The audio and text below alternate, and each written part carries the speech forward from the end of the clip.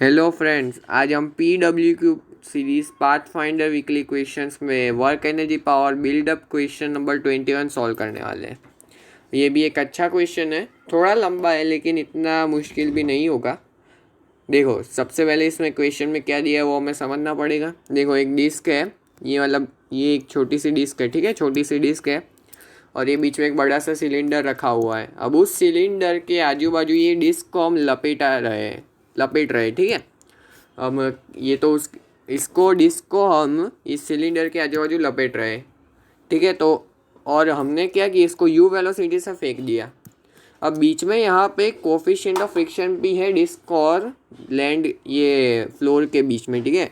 Coefficient of friction mu है disc और floor के बीच में इधर। तो अब हमें पूछा है कि टाइम कितना लगेगा, मतलब कितने टाइम तक ये जो डिस्क है वो स्लाइड करता रहेगा। यानी कि इसमें दो केस बनेगी, या तो ये डिस्क को ये बड़े से सिलेंडर को टकराए उसके पहले ये स्टॉप हो जाएगा, बड़े से सिलेंडर को ये टकराए उसके पहले स्टॉप हो जाए। या तो दूसरा केस ये बन सकता है कि ये फ्रिक्शन कम पड़े, मतलब फ्रिक्शन तो उतना ही है दोनों केस में, लेकिन दूसरे केस में वेलोसिटी इतनी ज़्यादा है कि वो टकराए यहाँ तक पूरा लपेट जाए तब तक भी नहीं रुका है, नहीं तब तक भी उसकी वेलोसिटी ज़ीरो ना हो, तब तब वो टकराएगा और तभी उसकी वेलोसिटी ज़ीरो हो जाएगी, तब का टाइम कुछ और होगा। तो हमें दोनों केस के आंसर देने पड़ेंगे। तो दोनों केस देखो सॉल्व करते हैं।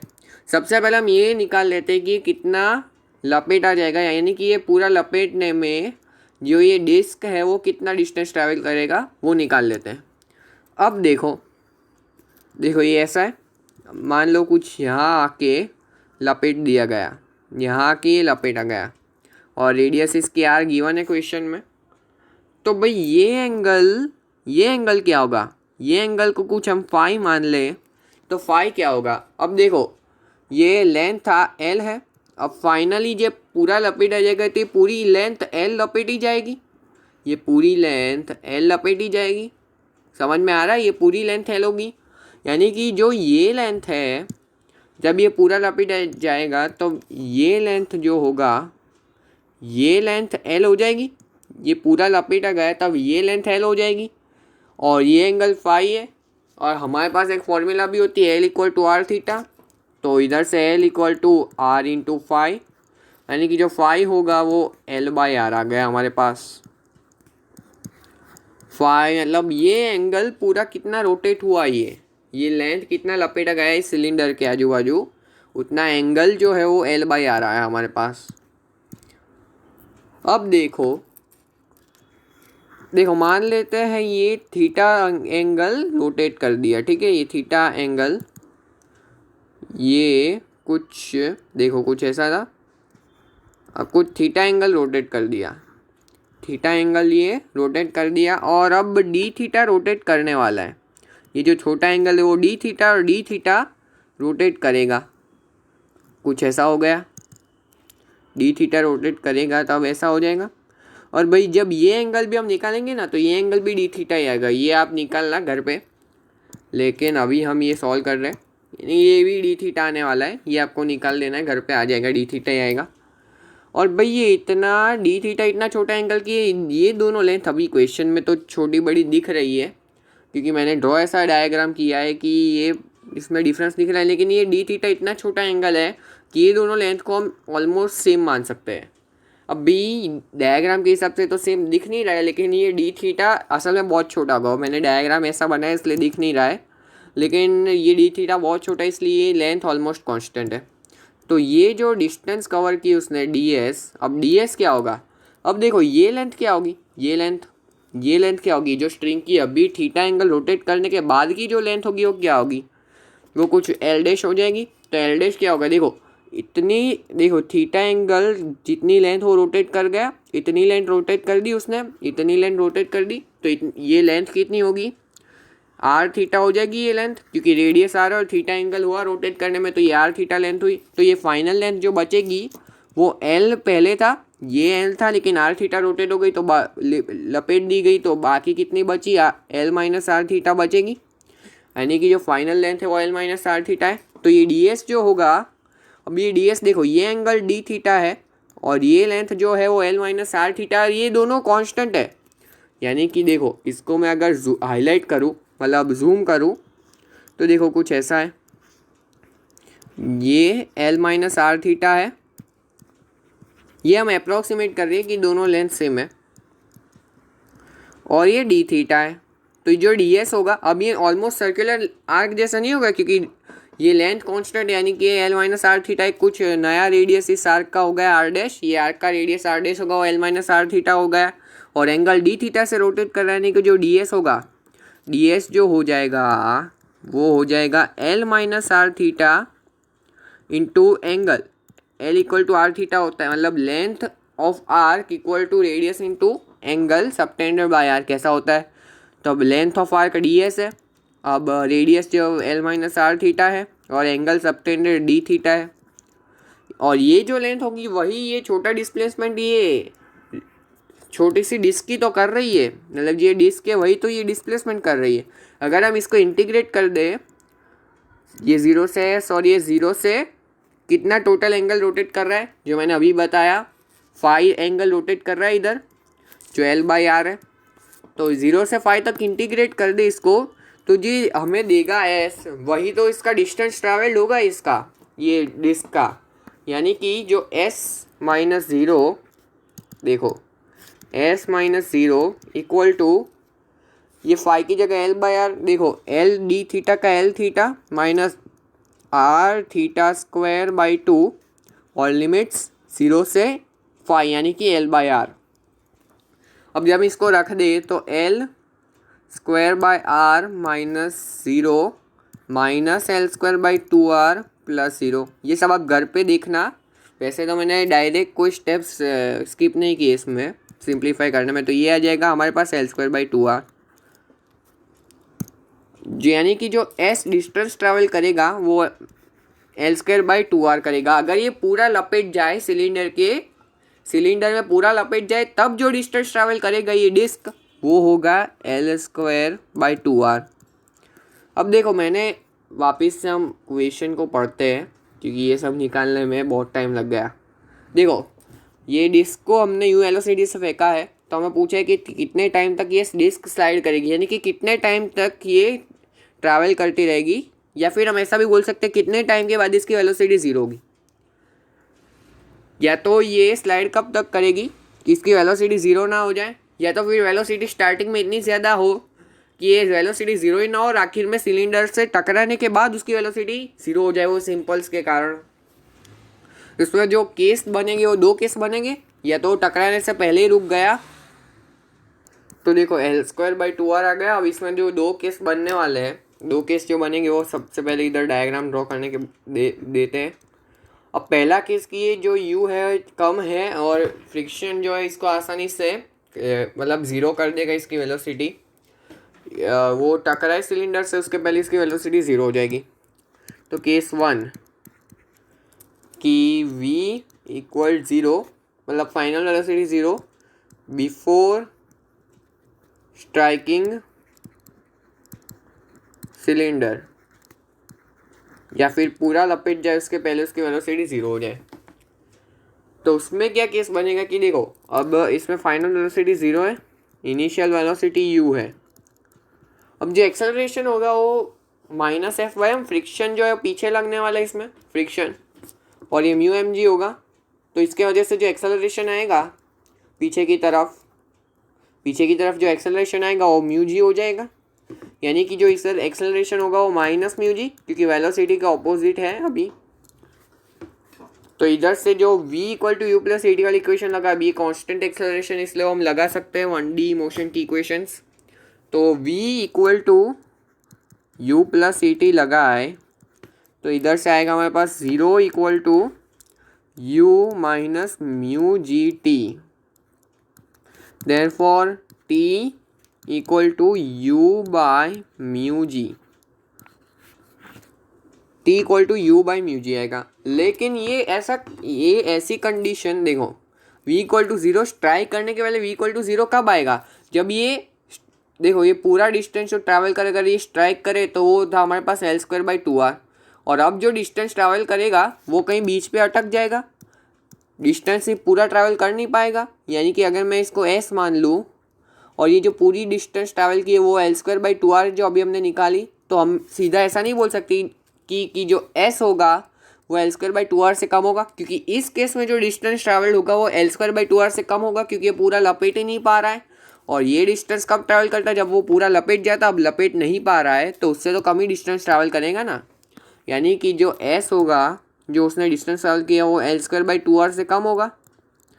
अब s भी हम निकाल सकते हैं, ut minus half mu g T square, यानी कि ये हमारे पास जब हम इससे निकालेंगे तो हमारे पास आएगा, देखो निकाल ही लेते हैं, ut यानी कि u into u by mu जी।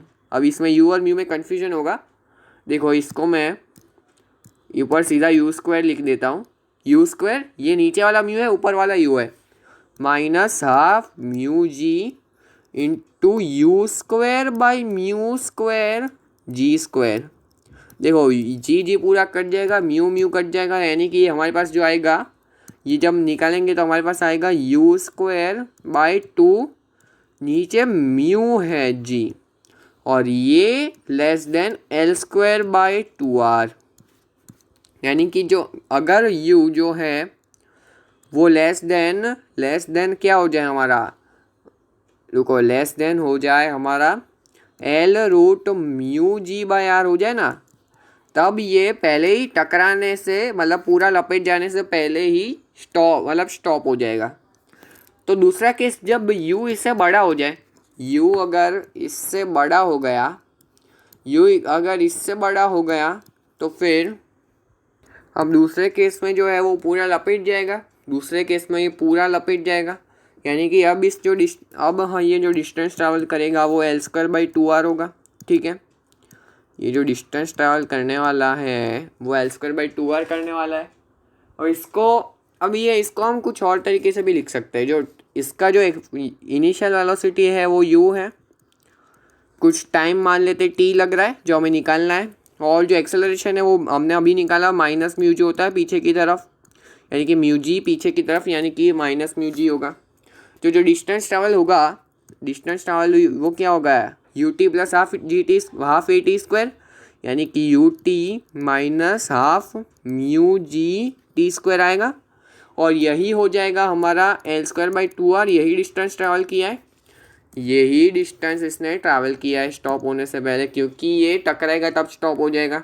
तब इधर से हमारे पास टाइम में क्वाड्रेटिक बनी है, तब इसको सॉल्व करना पड़ेगा हमें। तो ये होगा हमारे पास half mu G t² minus ut। अब ये जो है ये म्यू जी है, ये म्यू है, और ये u है। ठीक है, कंफ्यूज नहीं होना है हमें, ये म्यू है और ये u है,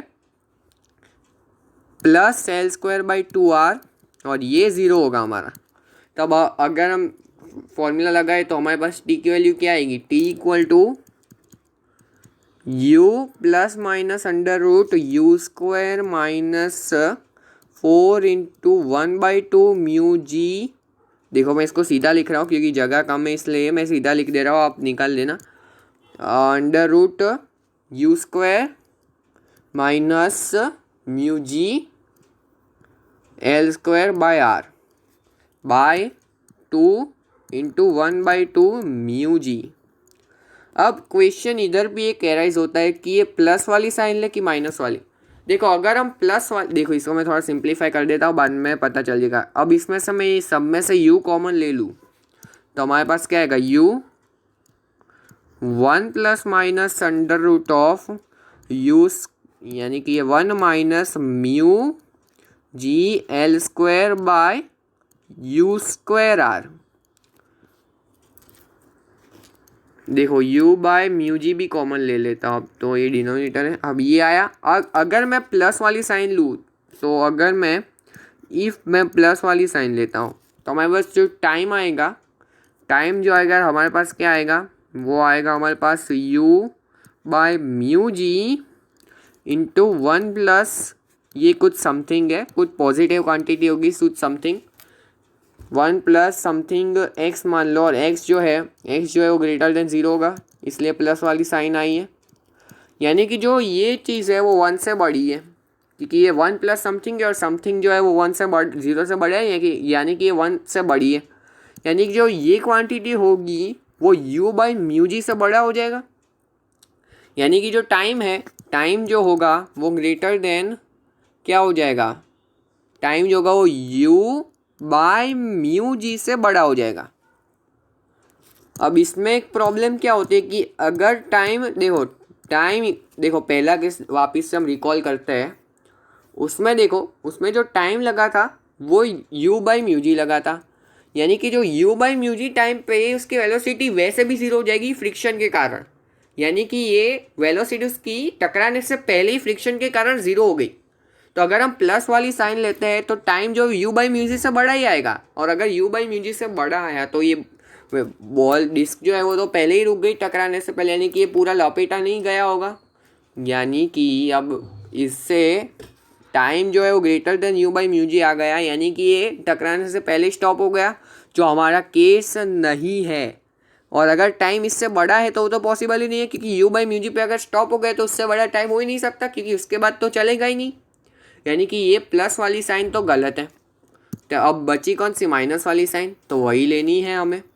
तो यानी कि जो टाइम होगा, टाइम जो होगा वो क्या होगा, टाइम जो हो जाएगा, प्लस वाली मत लो माइनस वाली लो, u बाय, ऊपर u है ठीक है, ऊपर u है upon mu G into 1 minus under root 1 minus mu G L square by U square R. ये यू म्यू में कंफ्यूज मत हो जाना।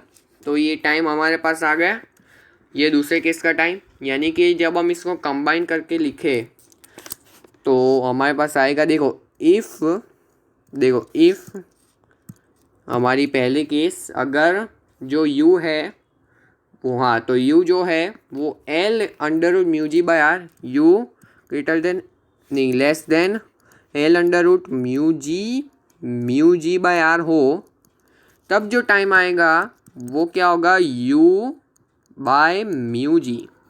लेकिन अगर u greater than l under root mu ji by are हो तो जो टाइम आएगा वो क्या आएगा, u by mu G into 1 minus under root of 1 minus mu G L square by mu square are.